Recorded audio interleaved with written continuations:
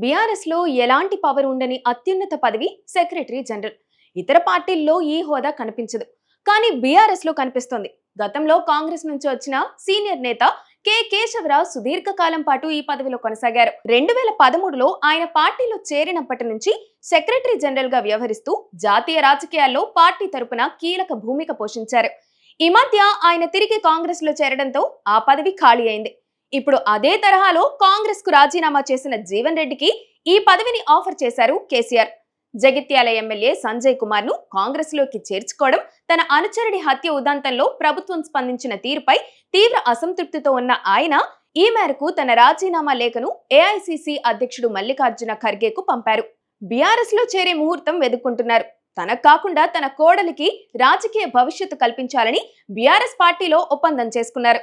తన కోడలు చరిష్మా రెడ్డిని రాజకీయాల్లోకి తీసుకురావాలనే బలమైన వ్యూహం ఉన్నట్లు ప్రచారం జరుగుతుంది.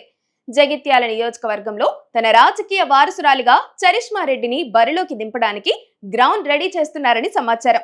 ఇప్పటికే ఆమె క్షేత్రస్థాయిలో ప్రజలతో మమేకమవుతూ యాక్టివ్ పాలిటిక్స్ వైపు అడుగులు వేస్తున్నారు.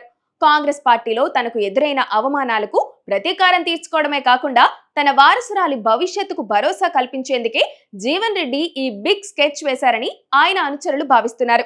రేవంత్ రెడ్డి నాయకత్వానికి వ్యతిరేకంగా పోరాడతానని ప్రకటించిన జీవన్ రెడ్డి గులాబీ గూటికి చేరితే ఉమ్మడి కరీంనగర్ జిల్లా రాజకీయాల్లో పెనుమార్పులు సంభవించే అవకాశం ఉంది.